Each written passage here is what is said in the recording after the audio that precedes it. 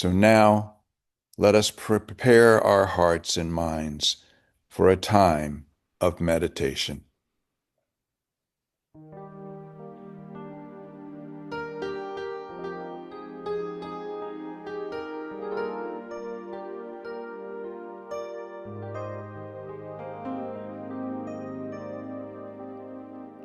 Hear me in your heart.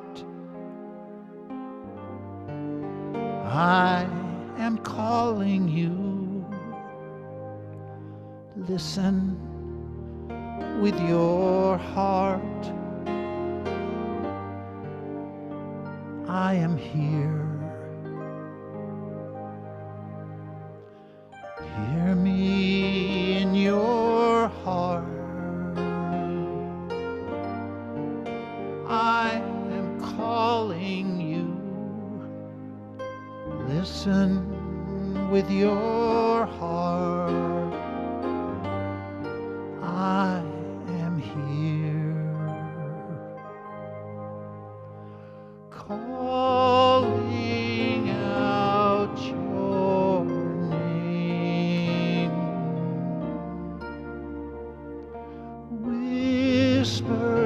Whispering your name. Hear me in your heart. I am calling you. Listen with your heart. I am here. Hear me in your heart. I am calling you. Listen with your heart. I am here. Calling out your name.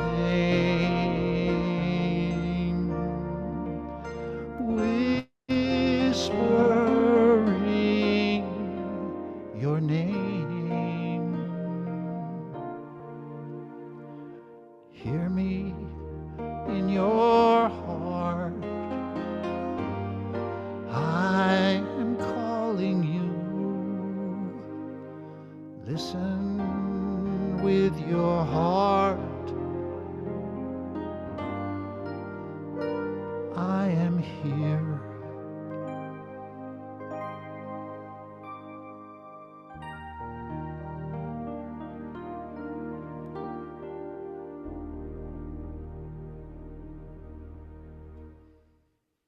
And so our hearts are open, our minds are relaxed, our body temple is at peace.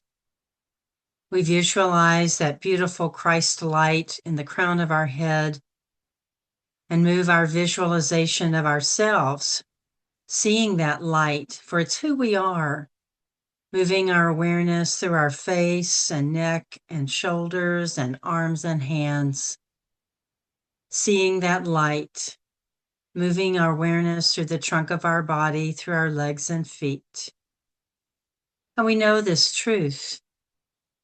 I am the Christ light. I am an expression of divine love. And so, sweet Spirit, we are here in this moment of prayer and this time of meditation, opening ourselves to divine love.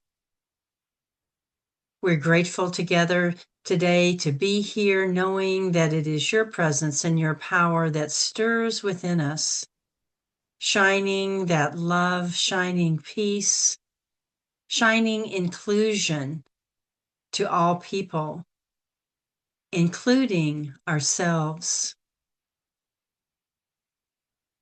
In this time of prayer and meditation, we allow ourselves to open up our minds to the movement of the Holy Spirit, the wholeness of you, God, the movement of you in our lives, that divine counselor that you promise us. that presence that moves and speaks and whispers within us and brings healing light.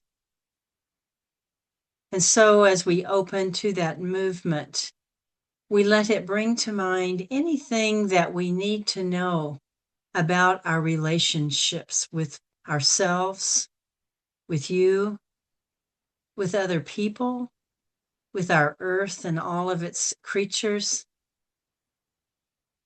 We just take a moment and let anything come up that is ours to just take a gentle, loving awareness of.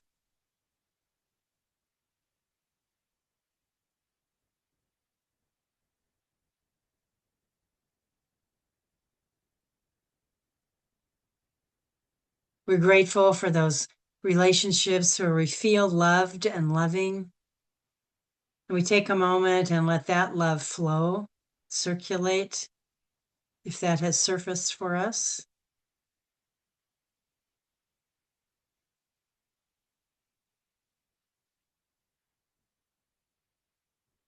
We are renewed and refreshed. We are energized through the circulation of that love.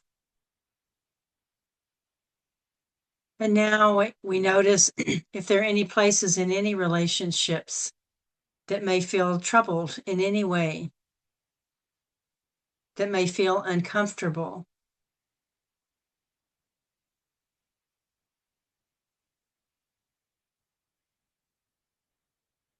And we notice that. And so we give thanks, God, for the opportunity in these situations to learn what is it about myself that I'm ready to learn.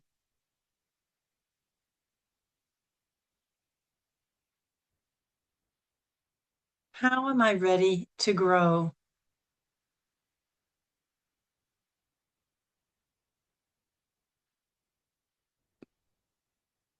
If there is that situation, we lift it up and let your healing light radiate through us right now, God, and we see that we indeed are light and love.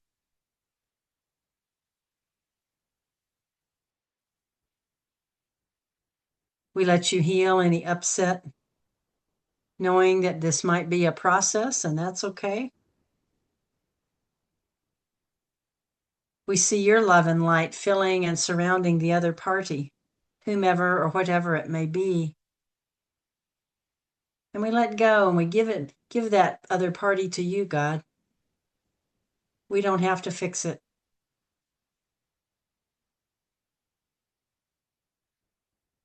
And we see love and light dancing in the between us and the other.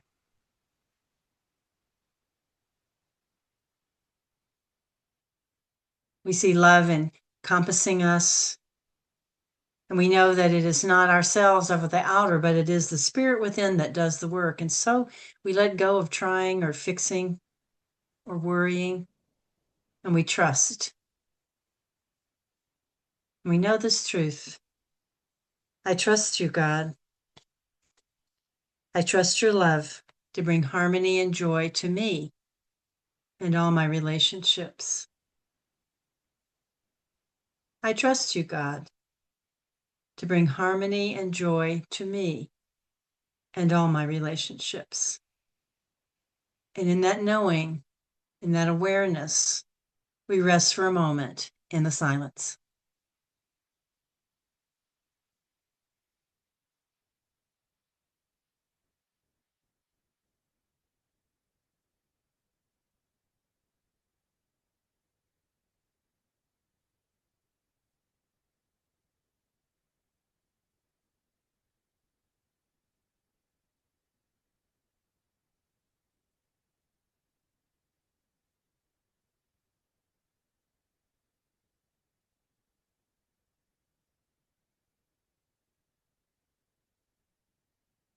And so it is, and so we give thanks in the name and the nature of that living, loving Christ presence, that presence of God, of divine light and love within us and within all people and all creation. Thank you, God. Amen. And now gently and easily we move into a waking awareness as we hear some more beautiful music. The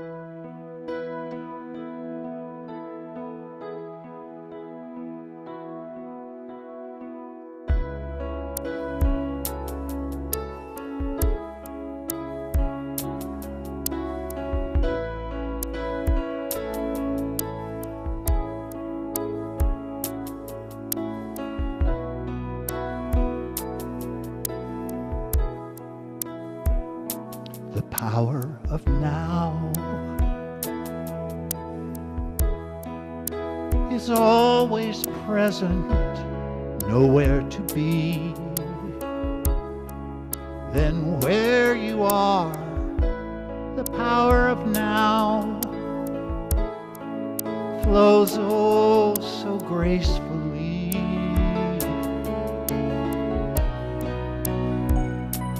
The power of now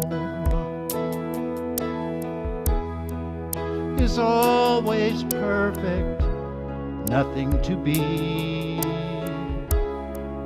Then who you are, the power of now flows oh so easily.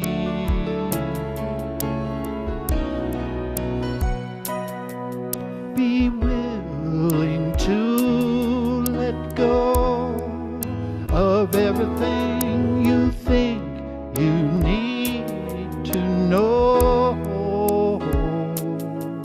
Be strong enough to let go of everything you think you need to control, for everything goes away. Let everything wash away. The power of now.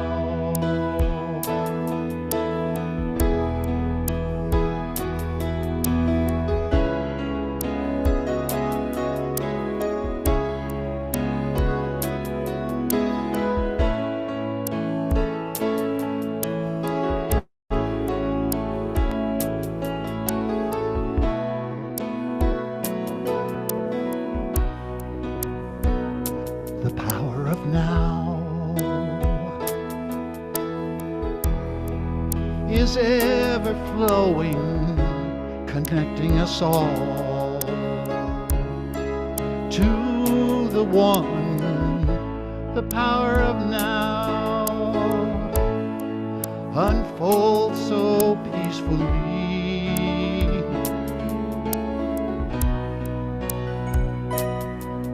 Be willing to let go of everything you think you need to know. Be strong enough to let go of everything you think you need to control, for everything goes away. Let everything wash away.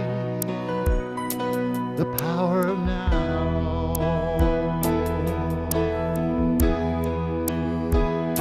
The power of now.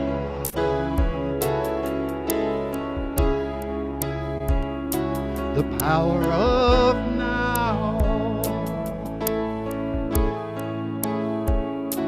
The power of now.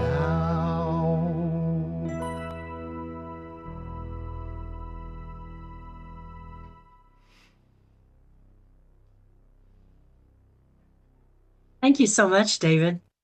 So beautiful.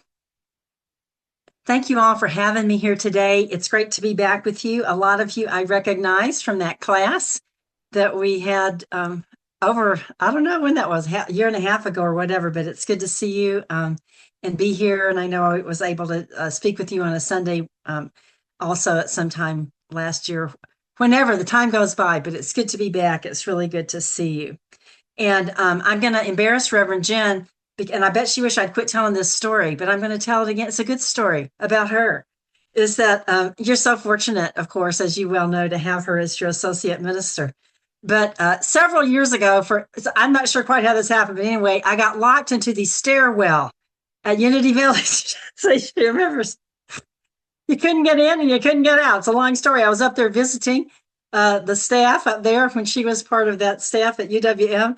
And I didn't remember how you saw me. I was hollering in the stairwell or something. She heard me. She came out. She was out in the hall and she let me in. So I'm grateful to her eternally, because without Reverend Jen, I'd still be locked into that stairwell at Unity Village. So thank you. She remembers. She's a good soul. I know you know that. Yeah. So anyway, it's again, it's good to be here. And today we're going to be talking about relationships.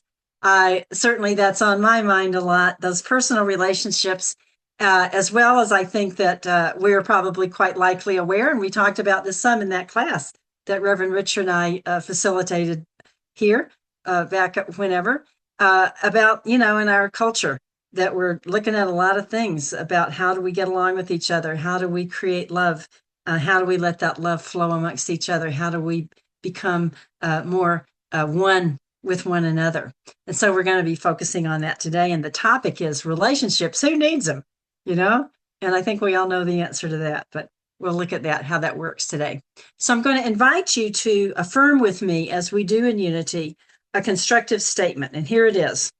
I trust God's love to bring harmony and joy to all my relationships. And let's affirm that together. I trust God's love to bring harmony and joy to all my relationships. And let's affirm it one more time.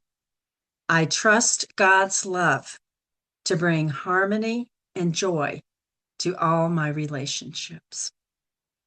And now I've got a funny story for you, and you probably heard it before. And because I have always been a teacher one way or the other, even in ministry, and for those of you that have been teachers, or all of us have been students, I think you'll get a kick out of this. And again, maybe you've heard it before, but it's one of my favorites. So it's called The Lesson. And it's quoting Jesus. He took his disciples up on the mountain and he gathered him around him, and he taught them. He taught them the Beatitudes. And this is the account of that in the Gospel of Matthew. And he taught them, and he said, "Blessed are the poor in spirit, for theirs is the kingdom of heaven. Blessed are the meek. Blessed are they that mourn. Blessed are the merciful. Blessed are they who thirst for justice. Blessed are you when you're persecuted. Blessed are you when you suffer. Be glad and rejoice, for your reward is great in heaven." Powerful, beautiful truths he was teaching them to his disciples. And then Simon Peter raised his hand and he said, "Jesus, do we have to write this down?" And then Andrew said, "Are we supposed to know this?" And James said, "Is this going to be on the test?" And then Bartholomew said, "Are we going to have to turn this in?" And then John said, "Well, the other disciples didn't have to learn this." And then Matthew said, "Excuse me, can I be excused to go to the bathroom?" And then Judas said, "Well, what does this have to do with real life?" And then there was one of the Pharisees that had been standing aside and listening into this. And he heard the whole thing. And he asked Jesus, he said, "Look," he said, "I want to see your lesson plans. And I want to know, what are the objectives for the cognitive domain? And how are you planning to test them and remediate them?"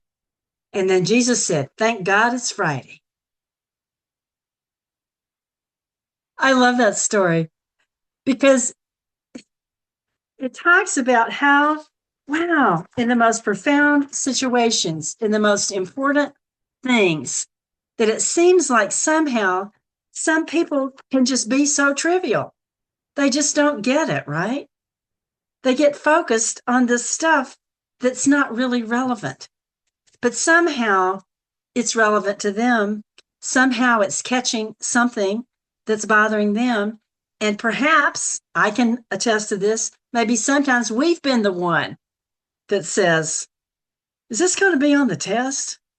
Well, what we know in unity in our understanding of ourselves is that, in a good way, every moment really is the test. Yeah, it is going to be on the test. And not in a bad way.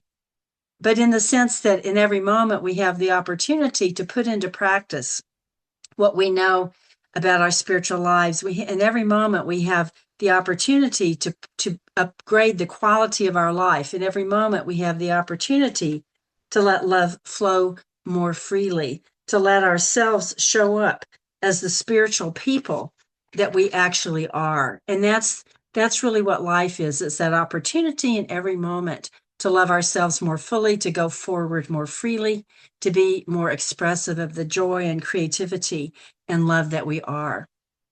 And so what we know too in unity is that we definitely are love in expression, that we are the presence and power of spirit, each and every person expressing in a particular way, expressing in a unique way. You know, each of us is here on earth because we have gifts to give. And nobody's here just at random. Nobody's here for no purpose. Each and every person, every one of us is here because we have particular gifts to give. And we know that we have a divine assignment, in a sense, from spirit. Each of us is going to interpret spirit a little bit differently. Each of us is going to connect with spirit a little bit differently, maybe use a different name or whatever. And yet we have enough in common with one another that we can let go of those old ideas about guilt and punishment and all that kind of thing, and know that indeed we are here because we are learning, certainly all of us, each of us in our own ways, to love and to be loved and to allow that love to circulate. The great psychiatrist Alfred Adler once wrote, "All human failures are a result of the lack of love." And so he was aware of something at that psychological level, which we know as a spiritual truth, that to be fulfilled, to give our gifts, to be able to be with one another, that it's essential that we allow love to flow. And whenever there is a problem at some level, what's going on is that somehow that flow of love has been cut off, has been stopped up in some way. And so our opportunity is to learn to let the love flow. So the question that I pose for myself and that I pose for us today is, how is it that we can allow that love to flow? How is it that we can remove or ask spirit really to heal and remove whatever it is that might be blocking it? In life we have the opportunity to either get bitter or to get better, as one way to say it. The authors, Mavis and Merle Fossum, in one of their books, wrote this. They said, "Together we become bigger than we could ever be alone. Our potential to give and receive love draws from a well of infinite depth, but only a small fraction of this potential gets developed. Love may grow and deepen within us throughout our lives, or it may lay undeveloped." It says some people just grow harder and colder with every year, while others fill their spirit and let their spirit flow with love and warmth. And so that's the question. What is the question? And as Unity students, I think that we know the answer to that is that, why is it that some of us learn to love and why some of us just get more bitter, And I think that it really depends on what we do with those annoying people, like in that silly story about the disciples. What do we do with it when things happen? I'm going to ask for a show of hands. Who has not been hurt somehow in life? Okay, Patricia says she hasn't. Most of the time, most of us have experienced some hurts. And the question is, what do we do about it? Again, that's what Unity teaches us. What do we do about it when we experience those things? I call it sandpaper, when those rough edges, when things rub up against us and cause us some kind of discomfort. What is it that we do about it? And that's going to depend on if our willingness to let spirit move in and heal us, to let spirit move in and open that flow of love. If I asked you to make a list of all the persons who have helped you learn how to love, it might be that at the top of that list would be all the people that validated you and that were kind to you and that really did express love towards you. that certainly makes sense, and I hope that we have certainly people on that list that would do that. Also, though, what we can put on that list is the people that were the sandpaper people, I call them. The people that were annoying or irritating or sometimes downright really destructive for us. Because they too have learned us, have been an opportunity for us to learn how to love, to learn how to do something different rather than just shut down or rather than just give back something mean to them. So that's the opportunity, and that's what makes the difference. And we know in unity that that's the art of forgiveness, of giving love in return for error. And Myrtle Fillmore expressed that so beautifully. It's not that when we forgive, it's not that we pretend like something didn't happen or that we pretend like it wasn't uncomfortable or maybe downright painful or destructive. We don't pretend. That's not what the spiritual practice of denial is about. The spiritual practice of denial is different from what became in common use of that term in more recent years. But the spiritual practice of denial is, yes, that thing happened. It is what it is. And I choose to do what I have to do to not give it power, to not let it ruin my life, to not let it run my life. And that's really the art of forgiveness. So we can learn love in every situation. The poet Khalil Gibran wrote this. He said, I've learned silence from the talkative, tolerance from the intolerant, kindness from the unkind. I should not be ungrateful to those teachers. So I know that we've all done that because that's why we're here on a Sunday morning, gathered in a unity service, gathered together, because we already know that. We already believe it. We already experience it. And we're simply here to deepen and to be in community, to allow that love to flow more fully and freely. So let's look at some of the spiritual principles that help us let that love flow and to learn from it, even in the most difficult of relationships. The first spiritual principle, of course, is that we are one, that there's only one presence and one power, and that as we know that, we really get it, that we are connected to other people. We're connected at the spiritual level, that that's the spiritual reality.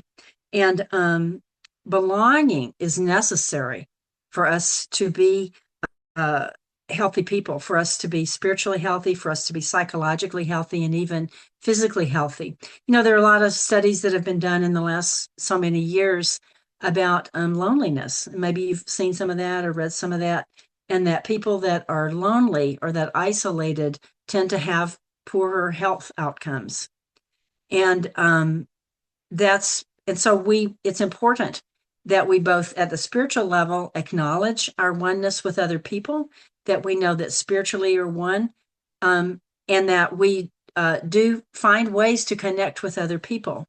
And I know too, as I grow in my years, it gets different, doesn't it? I have retired from regular pulpit ministry. I'm still very busy, and yet I don't have that regular job to go to. I don't have that regular community, that I'm connected to on a daily basis.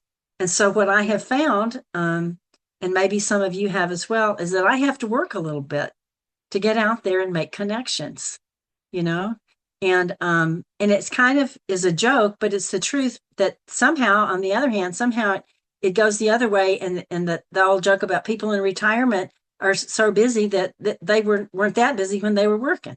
I don't know if some of you found that too. But that's a good thing, not just to be busy, but to do those things where you're making connections. However you can, everybody's situation is different, but that you're reaching out and allowing yourself to be like we are now, being part of community. It's great now that we do have the technology and we can find ways to be with other people, even if we can't physically be with them all the time, with family or with friends or with groups like this, like with our church group and so on and so forth. So we learn that we are one spiritually. And when we know that what we're really connecting with is the Spirit of God within other people, and that's what they're connecting with us, it shifts things. Because then we don't have to work so hard to try to please everybody. We got any people pleasers in here? I have to work at that. It's like, no, I just don't have to. Everybody doesn't have to like me. It's okay. So we get to be ourselves and not feel like we have to fix everything or be pleasant all the time. I mean, we don't want to be nasty, but you don't have to be a people pleaser because we're already connected, and let God make those connections, let that love flow. So that's the first spiritual principle that really helps us to know that we belong, is to know that there really is only one presence and one power, and that we're all expressions of it. Another principle is that follows from that, which we know, is that everybody is the Christ in expression. And so even if somebody's doing things that are annoying to us or upsetting to us, in the quietness of our own consciousness, we can beam love at that person. And it makes a shift. It really does. I had an interesting experience with that the other day. I went and got my hair cut, and I really enjoy the stylist who cuts my hair, and we usually have a really friendly conversation.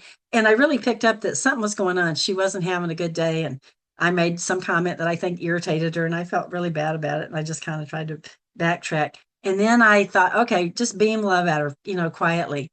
And I did, just quietly. And, I don't know what's going on, or I apologize, or I made a little blooper there. But suddenly she started talking about she's got a health thing coming up that she's got to address.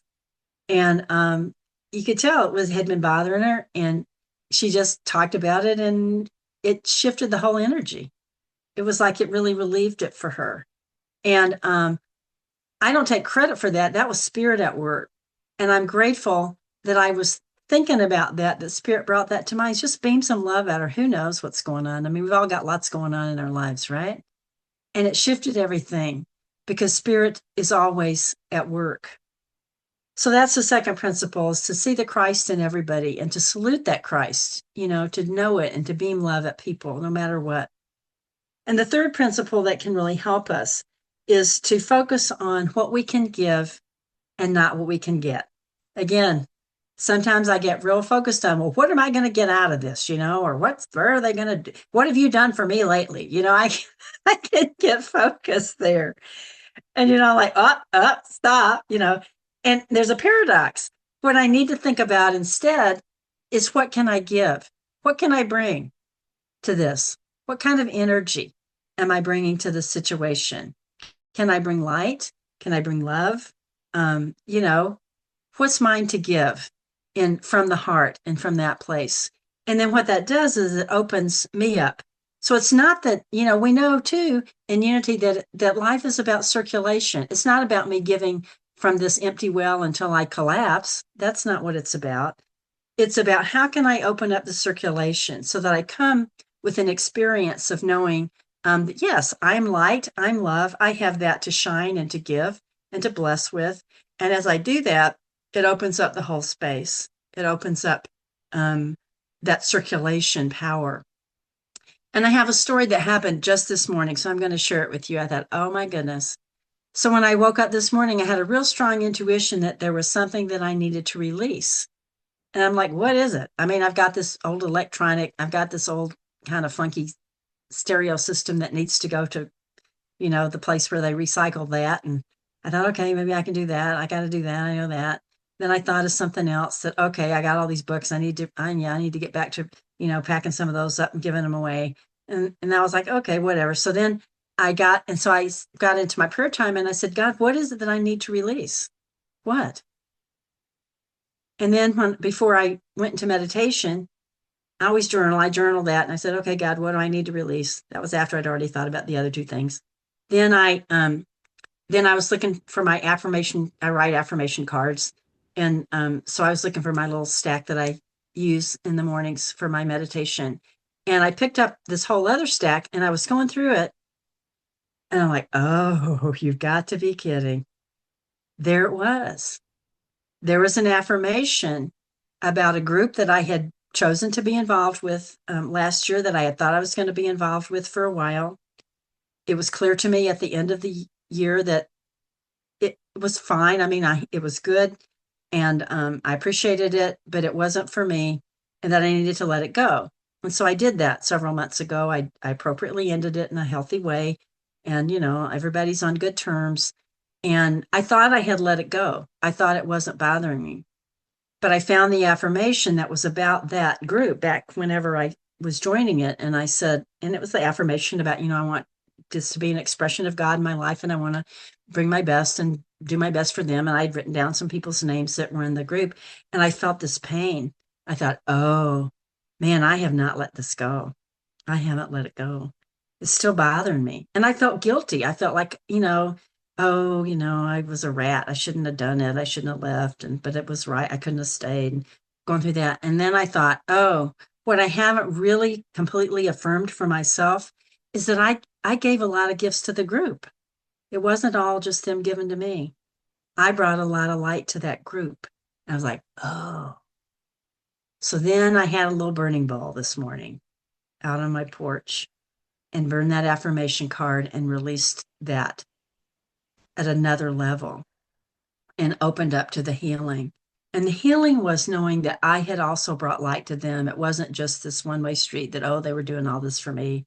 No, it was a two-way street, and I brought a lot to them, and I got it. That's how it works. When we're willing, to just let spirit guide us, when we're willing to let spirit talk to us and bring up for us whatever it is. There's so much that's stuck in me. I have no idea. So I'm like, God help me. Because I don't know.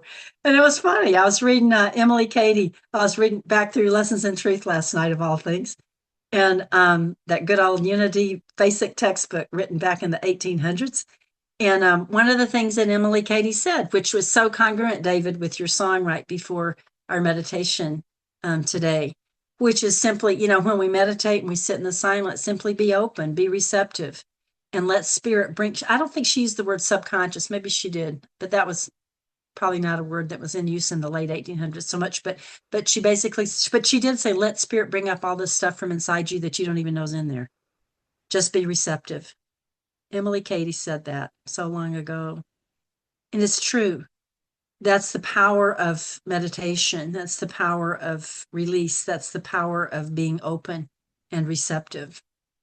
And so that's the third thing, is to know what it is that we need to circulate, what it is that we need to learn to let spirit bless us. And I'm going to share briefly with you this. This is from the book of Romans. It's from the letter, the Apostle Paul. The scholars think really did write this one. The letter to the church in Rome. And if you've read anything in the Christian Testament, you know that the early church, past the Gospels, they were always fussing with each other, right? They were always in trouble. And so a lot of the letters Paul or his folks or other folks wrote to the churches were all about relationships. Really fascinating. Okay, so this is in Romans 12, starting with verse 14. And hear this with your metaphysical ears, and then we'll go back and look at it a little bit. He writes, bless those who persecute you. Bless and do not curse them. Rejoice with those who rejoice. Weep with those who weep. Live in harmony with one another. Do not be haughty, but associate with the lowly. Do not claim to be wiser than you are. I always like that one. Like, okay, don't inflate yourself. All right. Do not repay anyone evil for evil, but take thought for what is noble in the sight of all. If it is possible, so far as it depends on you, live peaceably with all. Beloved, never avenge yourselves, but leave room for the wrath of God. For it is written, vengeance is mine, and I will repay, says the Lord. No, if your enemies are hungry, feed them. If they're thirsty, give them something to drink. For by doing this, you will heap burning coals on their heads. Do not be overcome by evil, but overcome evil with good. I love that passage. And when he, says that about, oh, God, don't worry, God will get a, he doesn't mean that God's going to punish them. It means just like the story that I was telling you about myself this morning, that as I open space for myself with other people, and as I get off of my high horse trying to persecute them, that what will happen that it will open up space for God to work with them. And so all that business about heaping burning coals on their heads and so on and so forth, that's purification. That's just about what my experience of purification was today. So it's about allowing space that I'm not trying to punish them. I'll create love there as best I can. I can't fix them, but I'll make room for God to work with them and God to bless them, for God to bring up whatever it is that's they need to do, to heal and to be in a better space. So I love that passage because, again, it's talking about practicing the good. It's talking about giving love in return for error. It's talking about learning to love more fully. It's talking about how to be part of the solution instead of part of the problem. And so, friends, I have this final question to ask us, and I know we know the answer. It's sort of like relationships. Who needs them? We do, right? We need them. And so we can be that love that is who God is in us. Let's take just a quick moment to close with a brief prayer. Sweet Spirit, thank you so much for the gift of love. Thank you for the opportunity to circulate that love and to grow. Thank you for peace in the world and for the empowerment of all people as we release fear and as we trust you to bless our lives and bless the lives of all those around us. Give us the courage and the grace to let go and let God, to trust. And so it is. We affirm it through the power of the living, loving Christ presence. Amen.